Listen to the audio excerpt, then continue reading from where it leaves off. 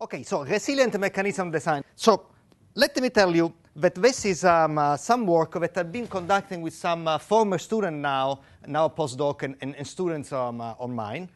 And let me tell you essentially what happened is that I fall in love. I fall in love with mechanism design, okay? So, and as usually it happens, when happens, you start giving a lot of attention to your beloved, right? And from my point of view, I started looking at this from a computation theorist point of view. But as you also know, all so much attention is not necessarily welcome all the time. So, but fortunately, I think that I continue to be in love in computation theory. And let me try to convince you that actually there is a marriage made in heaven for these two fields, okay? And hopefully I can recruit all of you to work at least part of the time on this.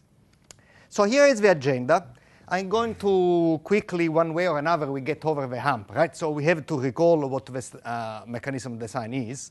Then we are going to mention some big challenges that we should go after. And then say here is one approach to face and attack these challenges. And then, it would be nice to have one example. So I'm going to give you one example, as small as I can. And then we derive conclusions, and so on and so forth. OK, so traditional mechanism design. What is wanted? What is wanted is that I want an outcome, right? For instance, in an auction, I want to declare a winner and a price. That's an outcome. And somehow I want a property that works not only on the various outcomes, but also on secret data. Okay? The problem is that the secret data, the players have it. I don't have it. So I want to come up with an outcome such that satisfies this outcome together with secret data with you, a property that I want.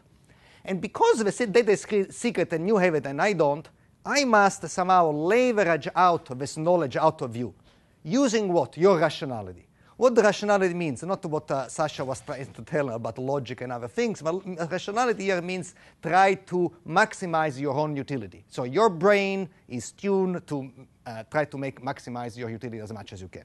So the idea is that I'm going to make it in your interest to make my bidding. And so and thereby extracting all the knowledge I can in order for me to satisfy the property. And what is the method? The method essentially is, now that is the general idea, but as an implementation, the implementation does not necessarily capture the idea, right? There is some big overlapping, but they don't coincide. And the method is I'm going to engineer a game such that you are now a player in this game. You try to maximize your utility in this game. And in so doing, at equilibrium, which is we understood to be a rational play of a game, my property that I care about will hold. Okay? Roughly. So maybe it's easier to give an example, okay? Forget formalisms. Assume I have the simplest auction that money can buy. I have one object for sale, that's all. One vase. Inside here, in boxes, because they don't communicate to one another, otherwise the game becomes even more complex, there are the players. And what are they are thinking? This V1, V2, these are the values that in their heart of hearts, they attribute to the object for sale. So V1, V2, V3. So that is the situation. Okay. Now, what are the strategies? I'm going to tell you, you can do something. You cannot shoot another player. Well, what can you do? So what you can do is that you can announce essentially a bid, a number, an integer, okay? Non-negative in. And what is the mechanism? The mechanism is a name for a function, right? You have to change names. Otherwise, a butcher can prove a theorem. So you have to shuffle things around that you don't know anymore what is left and what is right. So that is a mechanism, is a function that takes the bids and produces an outcome. In this case, an outcome is who won the good and how much is going to pay. And in this outcome, there are some obvious utilities, right? I don't have to tell you about it. So if I'm the winner, and in my mind the vase is valued 100, and I'm paying 80, what is my utility? 20, right? And if in your utility you valued 90 and you pay nothing, what's your utility? 0, right? Because you didn't get it and you didn't pay anything. It's a wash. 90. But 90, you saved. Oh, well. So it's not sort of... No, because if you get it, the valuation is what is the value of you if you have the object. If you don't have it, you don't have any value for it, right? That is, I value the Virgin of the Rocks. Oh, I value it $1 billion. Am I poor now? No, because I didn't pay and I don't have it. Right? I am in stainless steel. So maybe utilities are not so obvious, but essentially is the value for what you receive minus the price that you pay. Okay? Now, because I know that you're trying to maximize these utilities, I'm going to engineer the mechanism to decide the function, and I must tell you a priori how I'm going to treat your bids, your strategies, right? What I'm going to do with it, so that to satisfy a goal on my own. What can the goal be? There are two goals historically. One is revenue, which means that if you're alive and well and you want to part yourself with a vase, you want to maximize the money that you make. That's a reasonable goal. If you're on your deathbed and that's your favorite vase, you'd like to give it to the player who values the most, right? The efficiency, economic efficiency, not the computational efficiency, means that the object should go to the player who values it the most, okay?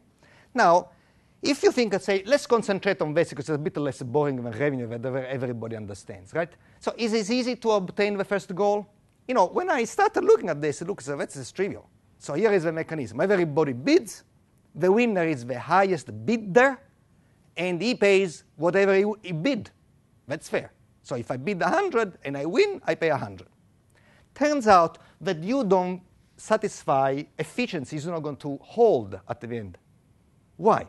Because think about it. So if you value this object 100, right, and you bid 100, and if case one you don't win, never mind. But if you win, you pay 100. How much money did you make? In your mind, at least. Well, I'm receiving something valued at 100. I'm paying 100. By the way, my cash I valued for exactly the right amount, like everybody else. So it's a wash. Now, because it's a wash, I'm not going to get up, get dressed, go to the auction, and if I win, it's a wash, and if I don't win, it's a wash, because I might stay home and watch a movie.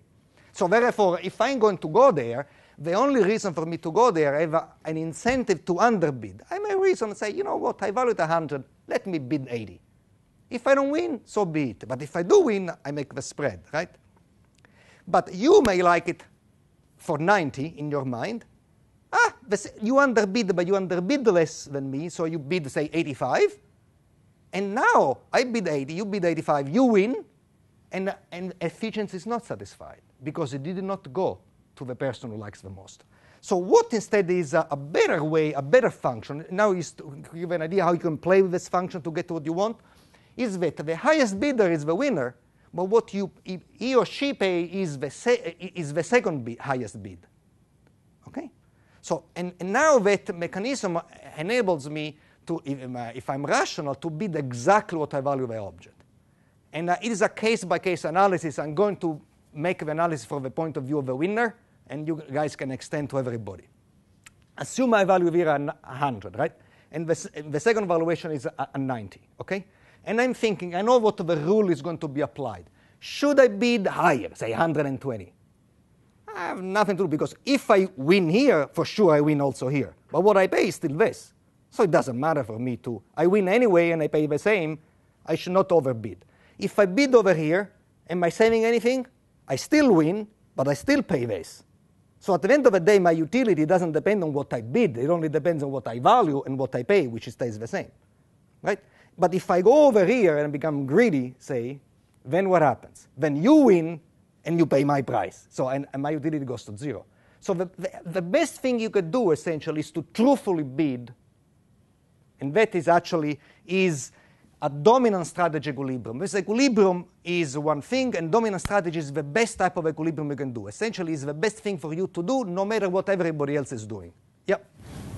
You assume that you know that you are the highest, the most efficient player. No, you don't know. The analysis goes through, if you do it carefully, say offline, goes through even if you don't like, because you do a mental experiment. If I'm not the winner, doesn't matter if I bid here or I bid lower, I'm going to lose. But if I am the winner, I don't know where the stuff is, but it's going to be somewhere. If I lower a little bit, I have no advantage. If I lower a bit, I have a disadvantage. You know what? Then I might as well bid whatever I have, because whatever utility I have is positive anyway, or non-negative, and that essentially is.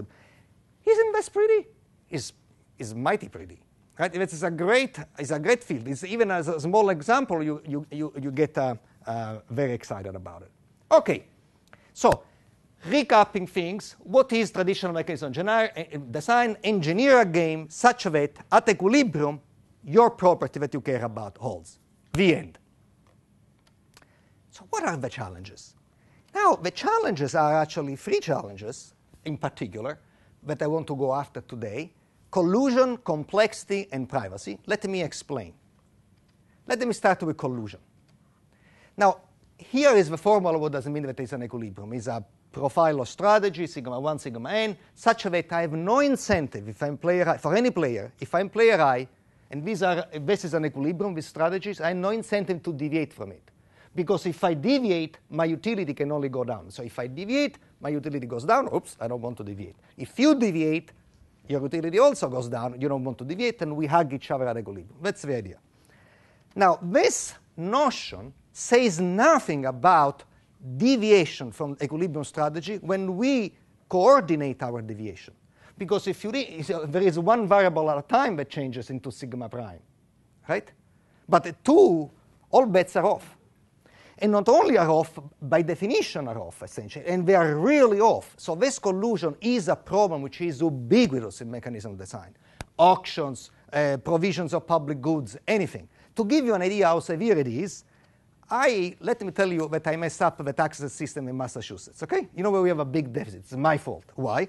Because all of a sudden, I proposed to the governor, to our governor, the system for taxes, okay? Nobody wants to pay taxes, right? We understand that. But we understand also we can be audited. However, we cannot have an army of auditors, otherwise it's counterproductive to pay for many people to collect a few taxes. So you want to make the best use possible of few auditors to audit the rest. So what I propose to the governor is the following strategy. You make the following proclamation, okay? If any citizen, declares in writing to you, sends you a letter, that he knows that J, some other citizen, not himself, some other citizen, has paid all of his taxes, don't audit him. That's a promise. If I receive from Sasha something that Lance has paid all his taxes, I'm not going to audit Lance. Why? Because from my utility analysis, that's the best strategy for Sasha is to say the truth. Why? Because any one of our taxes, an epsilon fraction of it, goes to benefit me in particular, right? Because whatever you pay for taxes gets transformed into hospitals, schools, roads, right, on which I work. I hope not to go to the hospital very often, but in any case, there is infrastructure that I benefit from, right? So if I know that you have cheated on the taxes, it's against my own interest to say a falsehood. So that is dominant strategy to say the truth. Sounds like a great idea. Was implemented, guess what? Some J and K, which were not, yeah, I understood what the governor said, you know.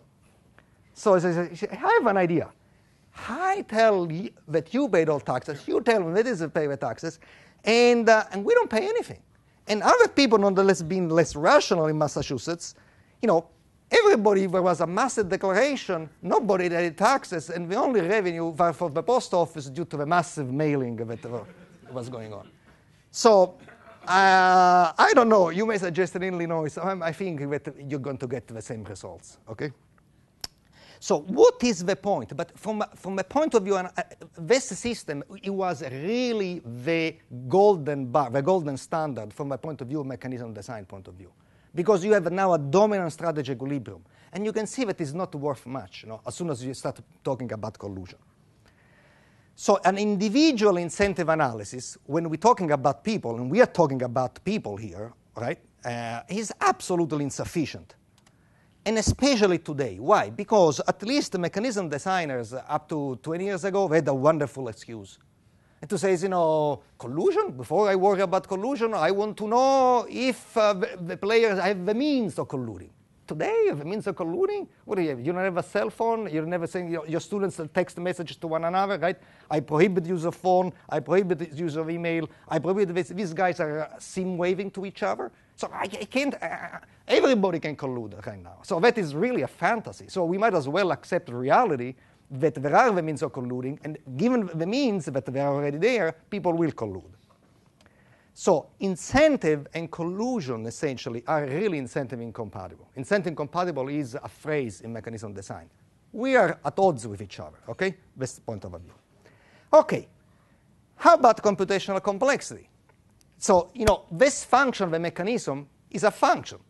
And as you can suspect, giving a mathematician a free rein on a function is going to choose an NP-hard to compute function, right? And so, in fact, the very famous mechanism, not the one with the second prize that I just spoke about, which is really an exception. Most of them are NP-hard. So what happens? So what happens is that essentially the mechanism decided the poor guy died before he saw the outcome, right? And the players also, they're all there. What does it mean, this type of design? So when you say, well, we know how to approximate these days, right? This is a computer science department. We understand the algorithm. We have a wonderful approximation. The problem is that the approximation doesn't work here.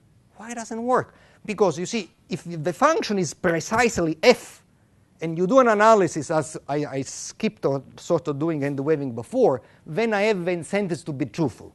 But if you change the approximation now is f prime even so slightly, I'm not interested anymore in saying the truth after I understand how my bid or my strategy is going to be treated. So in other words, the approximation may be good enough. 90% of what you want is a good benchmark, okay? But 90% of the truth is what I want. But if you guys now start saying all kinds of lies that have nothing to do with reality at all, and I get 90% of what? That is not good enough. So unfortunately, what happens is that incentive and approximation are really incompatible again. And what is the other challenge? Is privacy. Let me tell you a little bit about privacy. Let's go back to the famous vase example, okay? And now to spice things up, let's make what people value the most. So these are the bids of the player, right? 10 million, 2 million, etc. So who is going to win? Well, the blue player is going to win because he's going to pay 10 million. And how much he pays? We said he paid the second price, so he pays 2 million. This guy is mighty happy because he got something that he values 10 million and he's paying 2. Until he gets a tap from Uncle Sam and says, I want to tax you on the spread. So now, I don't know that auctions are taxable, but in principle they might be, right? In Italy, they tax even lottery gains, because they will tax anything. If you breathe, you're taxed, because they cannot collect anything. So we might as well tax away, okay? So, but the point of view is the following. So do you want that the second price mechanism is, if you go to Wikipedia, is a dominant strategy truthful in those jurisdictions where auctions are not taxed and is not in some other, it really depends on the law, or is an intrinsic property of this function? Okay? The way you set it up is really, you have no incentives anymore if this was the law to declare the truth. And your lawyer, if he's trying to defend yourself, he says, yeah, my client is rational, but was insane at the time of bidding. He has really an uphill battle here, right? So if you don't buy this, go a little bit conceptually. People care about privacy, period. That's a fact. We cannot change it, right? Now, if you care about privacy, what does it mean that if you are asked to divulge your private information? It means that I get a negative utility. Okay, if I get a negative utility by declaring my true valuation, but I also get a positive utility in case of I win, now who is going to win the tug of war? You see, it's not clear at all. So the whole privacy analysis messes up completely all the beautiful, simple analysis that we had before. So again, incentive and privacy are really at odds with each other. Bottom line, here is the poor mechanism. And from some way, rationality pools, then collusion, then privacy, then all kinds of other stuff. And, and pool here, pool there, is www, which for now is not going to mean World Wide Web, but who will win? And it's not so clear who is going to win here, right? But everyone says, come on, Silvio, it's going to be. So maybe sometimes collusion is a problem, maybe sometimes complexity, but do they really occur together? Absolutely, all the time. And in fact, they even bother problems that even without them are going to be hard. So let me discuss a problem that even if you didn't give a damn about privacy, even your players do not collude for mysterious reasons, and they can solve combinatorial problems at ease, we have no idea on how to do. And the problem is actually the problem of generating revenue in a combinatorial auction. Now remember that I spoke about single item auctions. What are combinatorial auctions? Combinatorial auctions are auctions of multiple items. Okay? So Single item also is a very civilized space. Beautiful techniques, beautiful polished theorems, really going to a spa. Combinatorial auctions are on the wild side. It's a dangerous places. Somebody might get hurt. Okay. So let me tell you what they are. So there are multiple items for sale, I was saying. For instance, geometric shapes, say square, triangle. And so we are going to encode preferences like this. The blue player, the 6 means I like 6 the square. I don't give a damn about the triangle. The green player says, oh, I like the square. If I get the square alone, my value is 2. But that is like the fork and a knife, right? Together have more value than separated. So the triangle is 3, but if I get both, I value 10. And the red player interprets, the square as the house, the triangle as the mother-in-law. So together, we give a little bit of discount, okay? Not that bad. Okay, so essentially means in a combinatorial auction, there are no rules of what I should play and value things, right? It's not additive, it's not sub-additive, and it's not linear. It's whatever they want to be. It's totally arbitrary. And that makes things, of course, hard. But let's make this now the central piece of our stuff, non-transferable goods, multiple goods in a combinatorial auctions.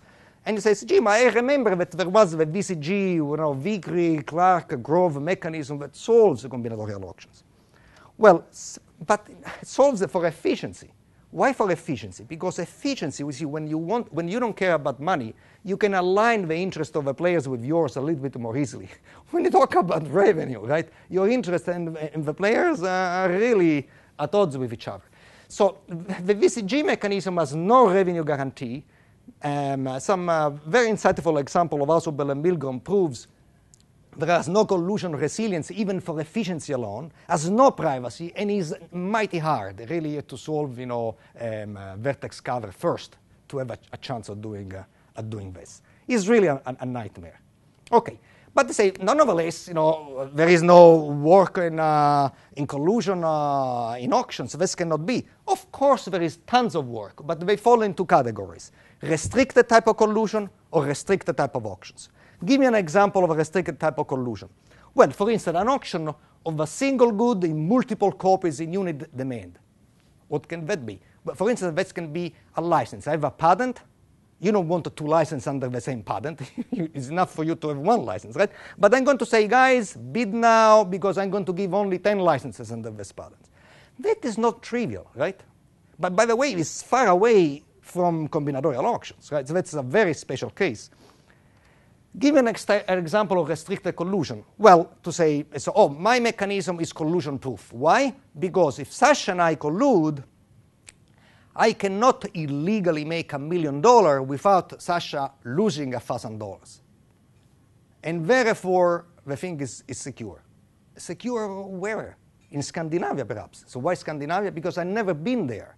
But in any country I visited, the way is going to be resolved as follows. Okay, so I understand, Sasha, that if you and I collude, you're going to lose $1,000, right? So here is a check for $1,000 to make you whole. Here is another check for $100,000 to make you happy.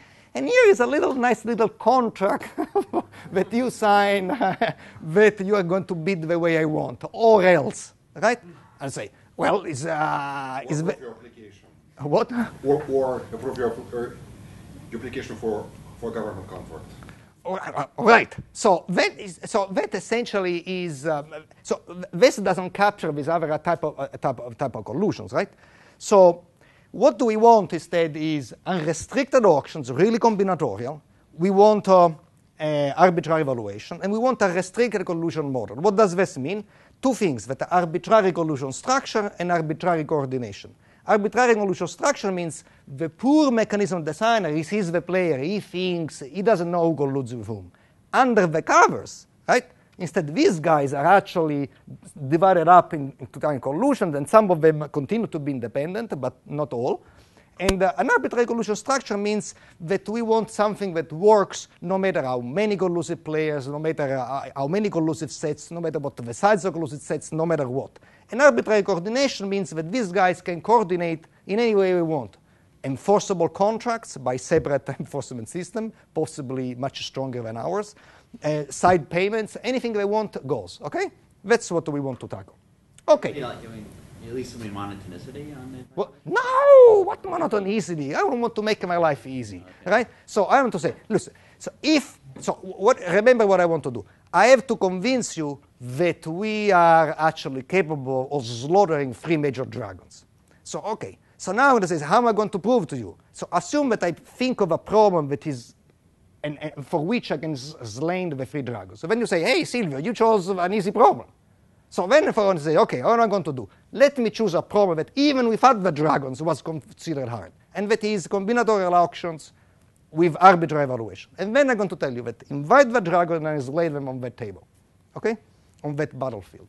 So of course, I could do also more reasonable things, but here I want to make myself in an extreme case to make a statement because as a community, I believe we are ready, if we join forces between the game theory and the computation theories, to take on these big challenges. So rising to the challenges. Okay, what do you have to do? First of all, I believe we need new mechanisms and techniques. And in fact, actually, we have, for instance, there are some classical results when the players are perfectly informed, that in fact are actually the perfect solution from a traditional standpoint. Remember that mechanism designer try to elicit the knowledge of the players and assume that the player, not only I know what I value things, but I know exactly what everybody else does and vice versa. Okay? In this thing, there are some classical results that essentially tell you you can actually solve all problems over here. But why do I highlight the word traditional? Because this solution, if 2 people collude, boom, no longer work. Okay? This solution requires a double exponential time. Okay, not exponential, but double exponential. So that isn't going to work.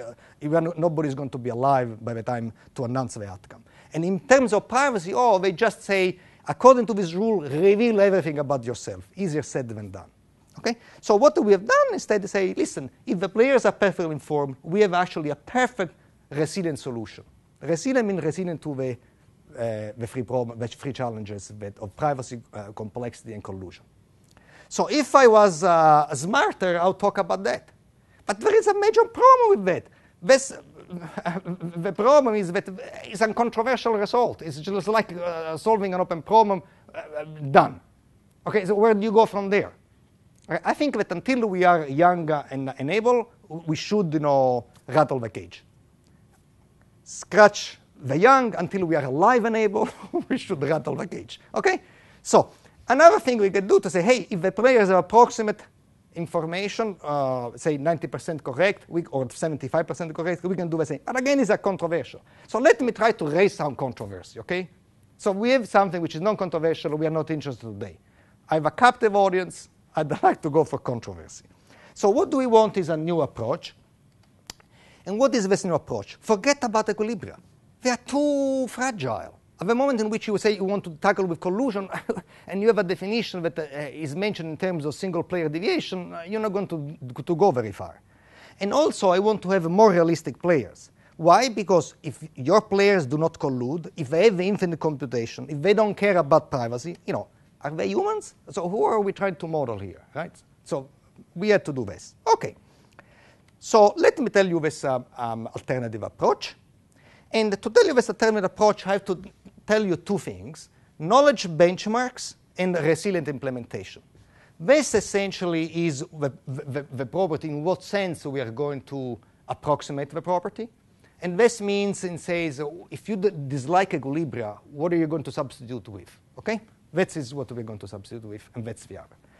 In so doing, I'd like to have a chat on the method that I'm going to use to do that, because there is not so much time left. So, and the best way to go to the heart of a problem, essentially, is to have a white lie, right?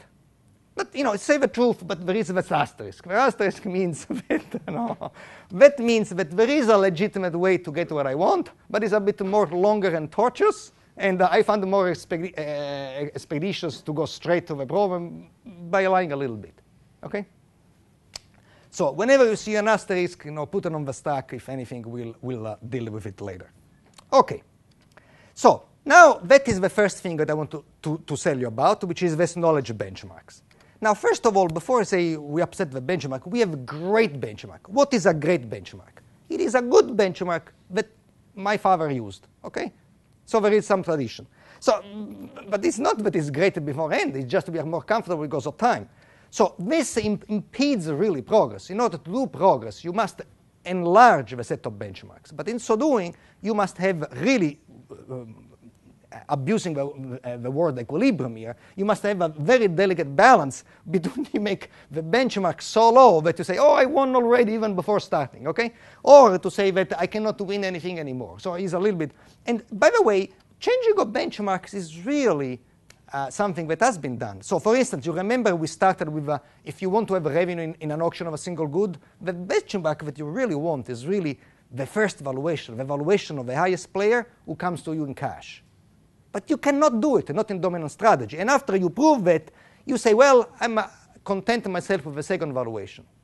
But if the good is not one, but is the same good multiplied, printed like a digital good, well, this you cannot get either. And there is another benchmark that you call Goldbach-Hartline, which essentially is the best fixed price, something else that you can go after. So we need to have these richer class of benchmarks. OK, so what is the type of benchmark that I want to use? I advocate to say, let's go back to the basic. We want to obtain a property P by leveraging the player's knowledge and rationality. So let's see what happens. So these are the players. This is the knowledge. It's private to them. It's in their heads. Right. Here is the designer. What do I know? Nothing. OK? Why nothing? Why can't you do something? Why can't you know the distribution for which case come from? You know what? The problem that I fell in love with has nothing here. What I really want is a primeval struggle between the designer who knows absolutely nothing and the players who know it all. Of course, I could slice and dice and having other thing, but it's not something to fall in love with. Okay? I want something stark, primeval. I want that. So what does mechanism design do? I design a game, and now these guys play the game, and at the end of the game, by playing so as to maximize their utility, I gain some knowledge. Okay? And from this knowledge gain, then I find the best outcome I can given the knowledge that I acquired. Okay? That's the program. And now the question is, but which knowledge should I acquire? What should this be? There are 4 players in this example. They have different knowledge. What knowledge should I get? Well, I claim that even if I get the minimum knowledge of a player, I'm doing quite well. Why? Because I'm totally ignorant. The player knows the situation much better than I do. And if I can get, the property having the knowledge of one of the player, I'm doing very well. But if I want to be more ambitious, I can just get not the player which is least informed, but a random player, so some kind of average knowledge. Right? If I want to be even more ambitious, I want to get the player with the maximum knowledge, so to speak. Okay? And by the way, that is the one for today that we're going to investigate. Right? The players have the knowledge. I don't. But I want to play a game at the end so that the knowledge that gets transferred in my head is the knowledge of the best informed player. But now, which knowledge? Now, let's figure it again out. So the knowledge comes in 2 varieties, if you want. The internal knowledge, which is essentially the knowledge that I have about myself. So in a single good auction is how much Silvio knows that he values the vase. I better know that. Right? But then I also have some idea about what Sasha value for the vase is, right? And which one of them should we use? Well, it really depends on the circumstances. So if there is a street corner auction of this beautiful painting, right, that I did, so, but if you want, I can sell it to you. So if I go on a street corner and there are the players and it says, I put this on an auction, now, these poor players don't know each other very well. Right? These are not competitors in a market like Verizon and AT&T and things like this. These are street corners. So then the internal knowledge is really the prime thing here. If instead I want to talk about the external knowledge, assume that I put on auction the whole world. Right? Then I claim that no matter how much I would pay for the entire world, I'm better off dividing it up and giving different portions of different people to get a better value. Right?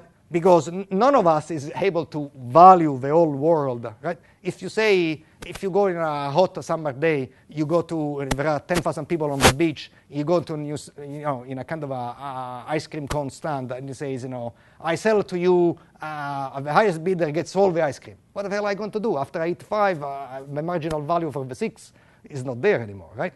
But if I can get it somehow, and I said, but if I know that each one of you is going to pay 25 cents for an ice cream on a hot day, then I can make a much larger offer, okay?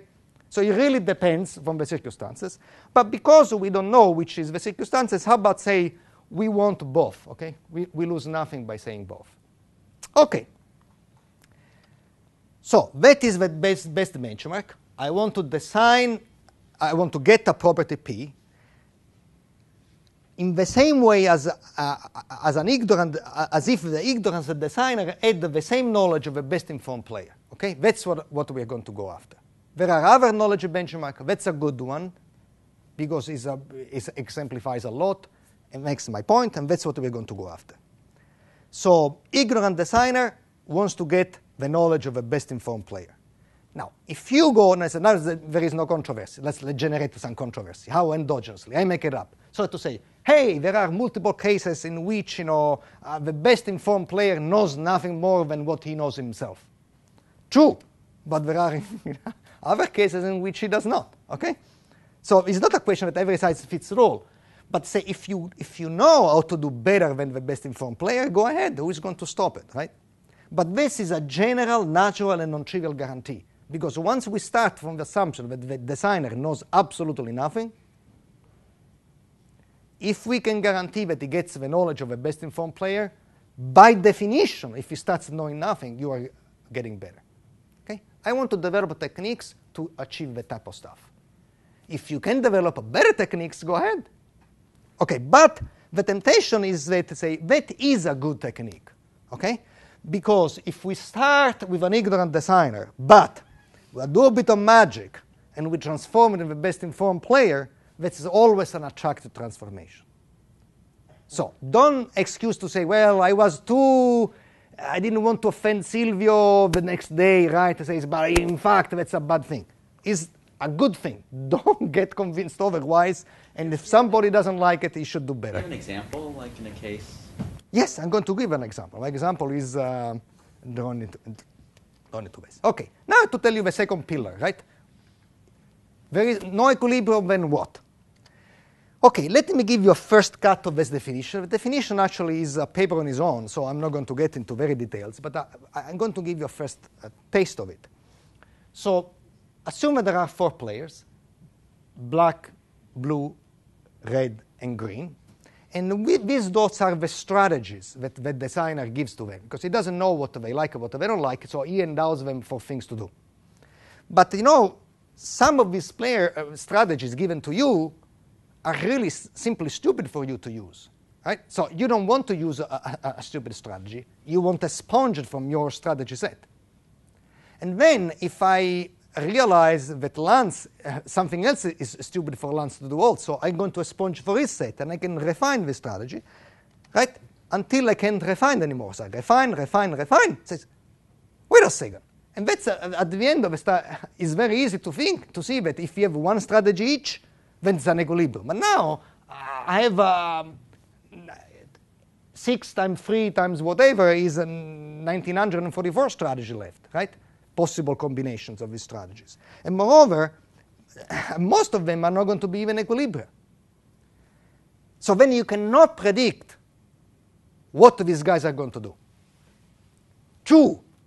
And you know what? I don't give a damn. Why? Because I will be able to prove that no matter what combination they ended up playing, I win. My property is going to hold. At the end of the day, why people were insisting so much on equilibrium? Because they needed something to say at the end. Right? If this game is played rationally, I predict that this equilibrium is going to show up, and my property for this equilibrium holds. But I'm saying that I don't need this. I think that this equilibrium is a mean to an end, is not an end in itself. The end is to satisfy the property. So if I can show that I don't know what equilibrium is going to arise, or what is going to rise, even something which is not an equilibrium, but provided that the only intelligent things that in any intelligent play of the game, my property is going to win, I'm done. Okay? Forget it. We don't need the equilibrium. So that is an equilibriumless notion. And that's the best I can explain it. But you get the spirit of it. Okay? Okay. So now what do we need is one example. As Lance said, they say, hey, a picture is worth 1,000 words. And the simplest example actually is last stock example. Okay, so what I want to do is combinatorial auctions. Okay, why? Because they're hard. Okay, now what I want to do, and I want to do in a simple way actually. So what I want to do is kind of a divide and conquer. Remember that I don't know what people have. Is a case where the internal knowledge is what counts, is the external knowledge counts. Assume that I don't know at all, so I play 2/3 probability this, 1/3 there. Okay? And I'm going to focus just on that. Because if you want to get to the internal knowledge, that is easy in some sense, right? You're going to say, guys, you know what? You bid, the highest bidder gets any subset of the goods you want. Okay? And then there is a little collusion that can arise there, right? Okay? But I cannot get much revenue this way because I myself alone cannot have an appetite for the entire of the set of goods, right? I may have to go into this. So I think that I want to focus on the external knowledge. So here is the external knowledge subroutine. It's a subroutine to be combined with the rest. And so let me tell you like a little tale. There is actually a farmer. There is. You know, he plows his land, that's the soil. And one day, bingo, he found some oil under the soil. Okay? So 4 large oil fields. He says, gee, 4 large oil fields. He says, now the guy has a problem. What's the value of this stuff? He doesn't know. I grow potatoes. So he goes to his neighbors. Well, I grow tomatoes. So what do we have to do? We know nothing. You know, it says, you know, so I think that the advice is ahead of this field, which is mechanism design. And that means that if you are smart, even if you know nothing, if you're totally ignorant, you can leverage the knowledge out of the player who really have it. So what do we have to do? We have to start a combinatorial auction. Okay, so good. Tomorrow, combinatorial auction with 4 large oil fields. So the next day, a few players show up. So, and now, I want to tell you what the benchmark is in this case, okay? The benchmark, remember, it says, that was your question, what is this external knowledge? I'm going to say, I want to say define EK, external knowledge of I, to be the best external outcome known to I. Let me tell you what that means. Essentially, this is a Gedanken experiment. It's a mental experiment. Assume I go to Exxon and say, Exxon, that is an external knowledge thing, okay? You may value these things. Don't worry about your own value. Think about the values of the others, okay? If you were in my place, in the potato farmer place, and you wanted to sell these whole things to the others, how best could you know how to sell it? Say, gee, the first 2 oil fields are very viscous material, but very close to the surface. That is down the alley of my good competitor Mobile. He has the right technique to extract them at low cost to him.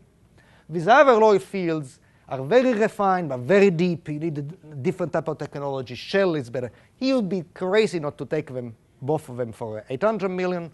And Shell would be crazy not to get the other 2 oil fields for 800 million. Bottom line, that is the best outcome that I know. Translated in numbers, I can make 1.2 billion from the sale. So much fun will go again.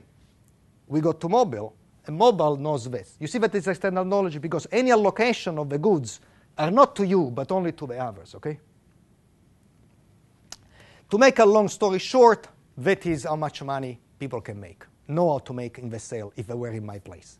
Okay, so therefore, the theorem we are going to prove is that resiliently, so with no complications of privacy, no complication of collusion, and no complication of complexity, I can get in a factor of 2 whatever the best informed player can do. I'm a potato farmer, and I'm going to get in a factor 2 of the most sophisticated, knowledgeable player out there in the oil business.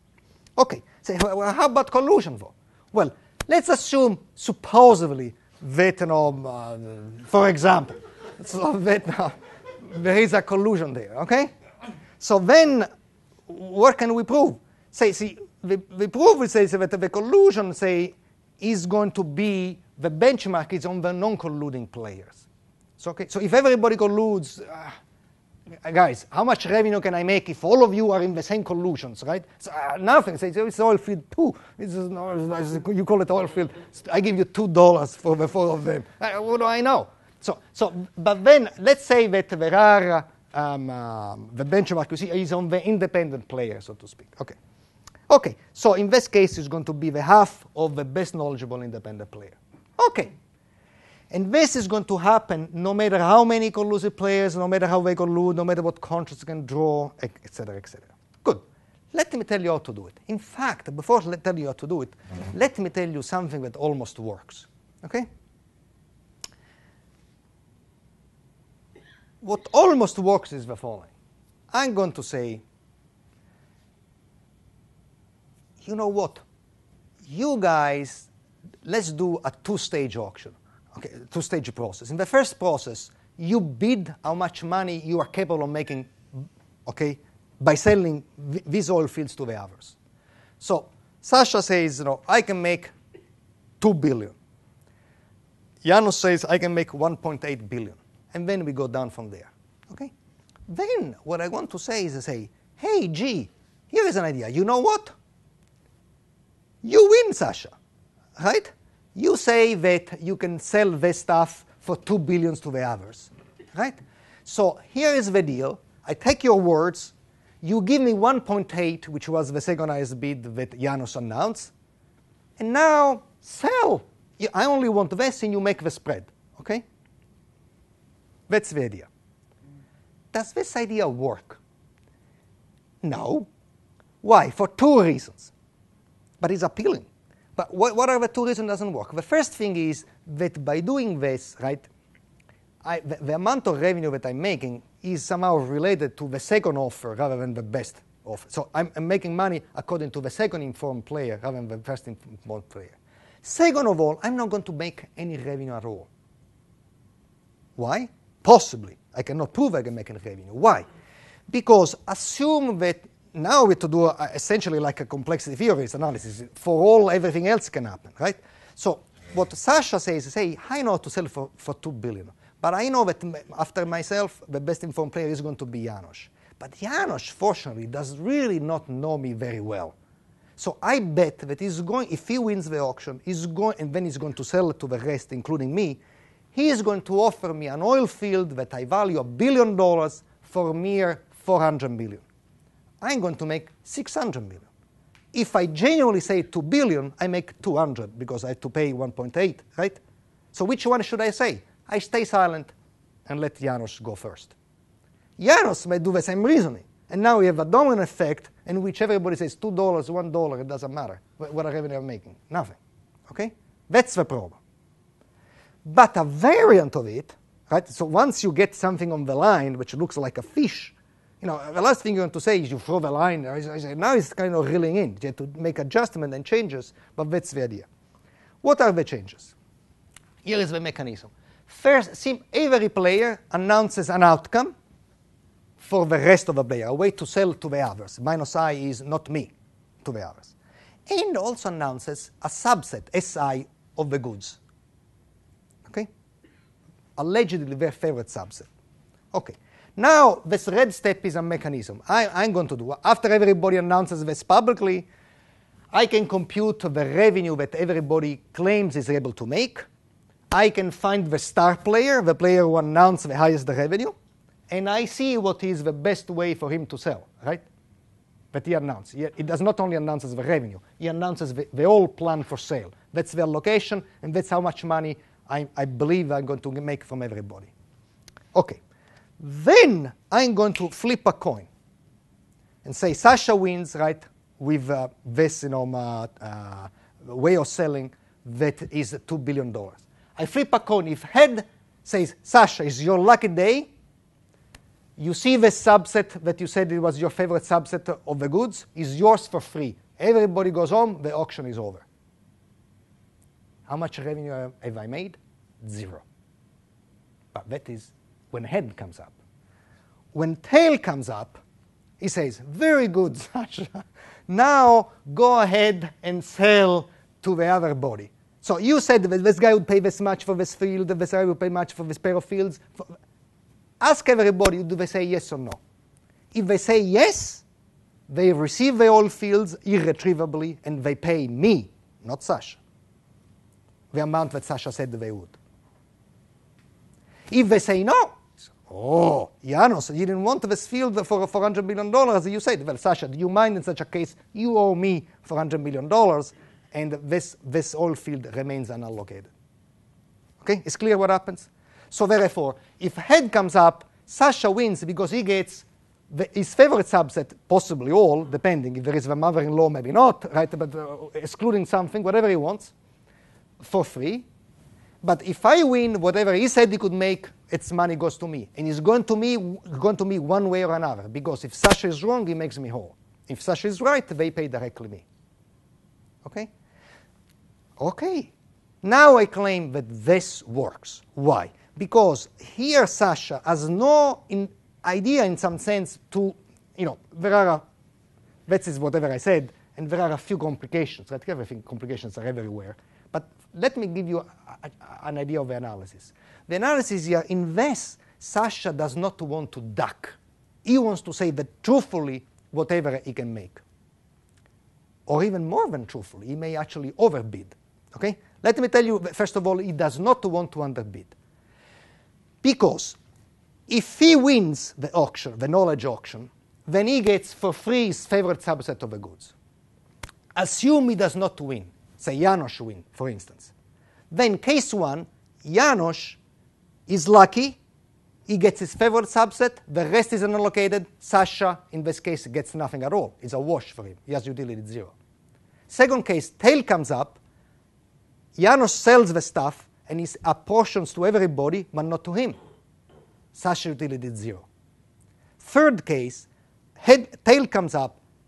Janos apportion of his things, including some things to some oil fields go to Sasha, but A may not be his favorite oil fields. And second, he has to pay for it. Nothing beats getting the best that you want for free versus something which you may or may not do as well for something, for a price, right? So he doesn't want to bid. In fact, that is not truthful, however, in this mechanism. Why? Because you may actually have incentive to overbid so much there is, but if you overbid, I don't care, right? Overbidding may be rational here, right? But I don't care because I'm going to make the revenue whether you overbid or not, okay? But certainly I'm going to make the benchmark that I previously announced, okay? That's the end of it. Now, collusion is not a problem. Let me try to convince you that it's not a problem. Assume that, Janos, if you don't mind, you collude with Sasha, okay? But Lance is independent, okay? So if they want to collude, they want to win the knowledge auction, they must bid at least whatever Lance says, no matter what. And therefore, I make the benchmark, which is the highest independent player, most informed independent player. Anyway, so in other words, here, incentives, you remember individual incentive and collusion. Now our individual incentives are enough to get rid of the collusion from my benchmark. How about computational complexity? This is not a problem for 2 reasons. A, the mechanism is actually linear. What am I going to do? You announce a way to sell the goods, and I compute how much you're going to make, how much am I going to make. That's addition, and then, and sorting. Right? It's essentially linear, okay? So, yeah, but you put all the effort of this great combinatorial auction, where do you put it? On the poor players. First of all, it's not the same. Second of all, I'm claiming that on the players, things are actually much better. Because remember, the problem is not so much to find a mechanism for approximation, but it's actually to find a mechanism that approximates and is incentive compatible. In such a case here, when you say, Sasha, solve your own problem of how best to sell, he is going to use the best approximation algorithm he can because his own utility depends on that. He is not against anybody. Okay? So in other words, individual incentives and approximation used to be disaligned, but I'm now making in Sasha's best interest to apply the best approximation algorithm he can to the problem he has, okay? When instead, if I announce an approximation algorithm, you guys are going to declare all kinds of falsehoods depending on whatever I announce. That's a much different way of doing things. And finally, there is a lot of privacy. Remember, not as much as when in the perfect improbable player, but it's not a problem either. Why? Assume Uncle Sam wants to tax me. He can tax me on what? You see, if you look back at the mechanism, I said, I never declared how much I value the goods. I say, these other guys, they value this way, I think. And by the way, this is my favorite subset of the goods. If an enlightened win, say, you got the subset of the goods for free, says, and I want to tax you. Tax you on what? $1?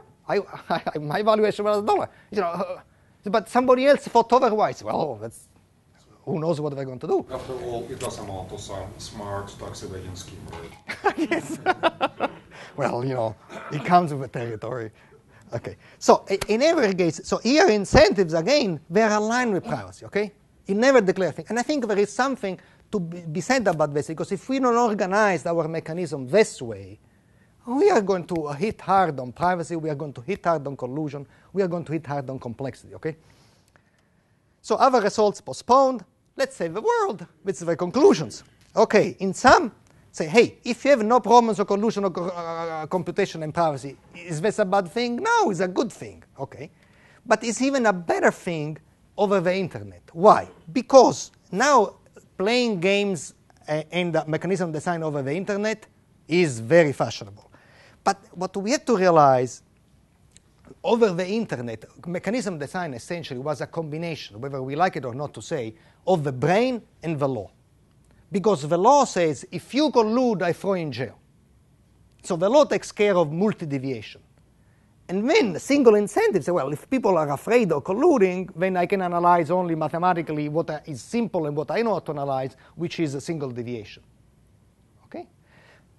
And you know, it may be ashamed to say, what do you do for a work? So it says, well, I work with executioner. But I do the math part. The executioner behaves the colluders, and when there are no colluders, I do the rest. You know, but nothing to be ashamed of, perhaps. But you know, but on the internet, there is no law. So if this was an approach that worked, right, in an auction, say, you subpoena the CEOs of companies, and maybe the CFOs, maybe they break down under stress or whatever, is one thing. But over the internet, if there is a combinatorial auction, say, run by eBay, and you get 2 bids from Darfur, right, and say, oh, they are colluders, let's arrest them. We can even arrest the president who is for mass murder. What are we going to do? So that is why it's important. And then, you know, here are the new problems we really want to face us. How do we share the internet? Because now it's a common property, and we must align the incentives so it really continues to work properly. Save the internet.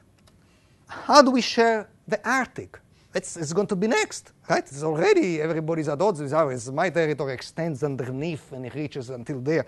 So how do we share space? You know, how do we stop global warming? What do these are in common? These are games, right, in which we have to find the right mechanism because we have to align incentives. And there is a problem of privacy, right? I'm not going to tell you how much I value clean air because should you know, you take advantage of me. So I want to find no collusion. I want to find no privacy mechanism. I want to have no complexity. The internet thinking about complexity. There are going to be thousands, billions of players. So unless if complexity is a problem, we are going to be doomed. So you know, we need resilient mechanisms, and these mechanisms are going to be beautiful. Why? Because they are hard, because they are scary, because they are intersection of all these things, and because our survival really depends on it. So, concluding, game and computation theories, charge, new problem, new more things to do. Thanks.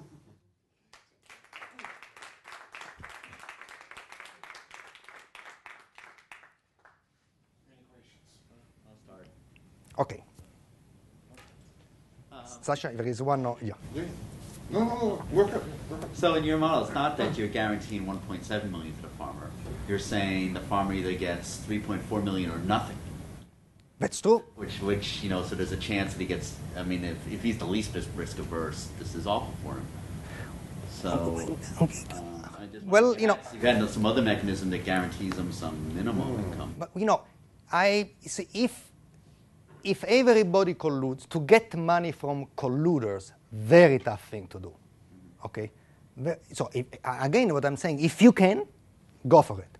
But the point is to say, one thing is if you can go for it, and it may be possible, I do not know. But what I'm saying is that in a situation in which you can get money if there is competition from two coalitions, rather than saying, you know, so if there is everybody's in the same coalition, as a mechanism designer, there is nothing I can do. So what I'm saying, yes, if that is the case, I have nothing to do. But you know what? Not only me, but nobody really. So here instead I have another way. I have a way at least of taking the collusion and preventing the collusion from damaging me. So let me actually try to convince you of another thing, okay? This is the VCG mechanism. Let me tell you how bad collusion can be. Because two colluders in this beautiful mechanism can really destroy any property that they have, okay? Versus what I want to do is to say, if there are two colluders, say in 7, I want to say that my auction is as if these guys never existed. It's so much better than having two guys win them all and destroy the auction. So let me tell you this example. Is the VCG algorithm, right? And there are two goods, that the Ausubel-Milgrom example, square and things, and these are, if you remember my encoding, these are our people like. The blue player wants the pair for 8, the green player was this only, and the red player wants the triangle only. You know what is the VCG mechanism? Is going to say, assume that these are the bids coming in. Now I'm going to decide who wins what and who pays what. And I'm going to do this way. First of all, I'm going to take at face value the bids as if they were truthful, from now. Well, and if I want to maximize the happiness of everybody, I should assign these two guys for the blue player. Okay, but now I must assign also a price, because if I just give it to them, if the guy say 80, 800, 8 million, 8 billion, I have to assign a price. And I'm going to say the price is 2. Why? Because the price is 2, the price is very clever. It's defined in this way. It is the happiness that everybody else has in the VCG assignment minus the happiness that everybody would have if the blue player did not exist. Okay? So how happy are green and red in this outcome? 0 happy. Okay? Because they don't get anything. Okay. If blue didn't exist, now to do a Gedanken experiment, and therefore only these were the bids, how happy, this is a true valuation, how happy would they might have been without blue? Well, if you assign the square to green and the triangle to red, they would be 2 happy, because 1 and 1, right? So with blue, they are 0 happy. Without the blue, they are 2 happy. Say, hey, blue, you created the unhappiness, 2 unhappiness for these 2 guys. It's your fault. Your existence causes a loss of happiness. So 2, you pay 2. And that is nice because 2 is always going to be less than 8. You can prove this and all along, and that really this works. Okay, so let me change it a little bit. And let's say, assume these were the true valuations. What would be the assignment? Or the assignment to maximize happiness would be that. But the price would be 0. Because then I'm going to say, listen, if this is the assignment, right, what should be the price? How much unhappiness have you occurred? Well, first of all, how happy are everybody else but you in this assignment? Well, red is 100 happy. I have an happiness of the others of 100 in total. If you did not exist, what would be the assignment? Well, it would be this alone. But if the triangle goes to red, blue is interested only in the pair. He gets nothing anyway. So he would be 0 happy with you, and it's 0 happy without you. You lost no unhappiness whatsoever. That's 0, that is 0. It's okay. You know, the VCG wants to maximize economic efficiency, happiness. It doesn't want to maximize revenue. But now you say, I believe that the collusion, also efficiency doesn't hold anymore. I want a situation in which the collusion, the maximum we can do, is like they walk away from the auction. So you want to collude, Just leave a room and let me alone to conduct the auction with the non-colluders. Would I like to do better? Yes, if I could, but I can't. But what I'm saying, let's not confuse that this is pretty good versus the previous one, which is pretty disastrous.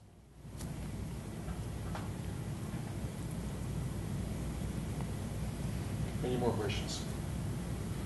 I have a simple question, most like out of my ignorance. But somehow, well, when you see talks about mathematical economics, then these days you don't see too much randomization in these talks. So Von-Neumann theorem about zero-sum game is about randomization, and here is something about randomization. But yes. I don't see too much in between. Is it true or not? No, I think most of the some computer scientists who came into the arena, they introduced randomization. So first of all, this mechanism is definitely randomized, even though it's of such a simple way. Yes, yes, and yes, and if you well, if you look, for instance, at Hartline and Goldberg, they do a random partition of the players, but they are after and that's very randomized. It's a beautiful mechanism, but they try again to have dominant strategy truthful mechanism. So it's single deviation, but they are randomized. It's about randomized. Right. The only randomization, the main randomization that really exists there is in the Nash theorem. It really needs randomization to prove that an equilibrium exists. Oh no, I'm not talking about yes, true, exactly. But right. About algorithms, and that's what I was thinking. That in the final Nash equilibrium, don't need randomization. Exactly. Right. Right. Okay. So, any more questions? Okay, let's turn the speaker again. Great.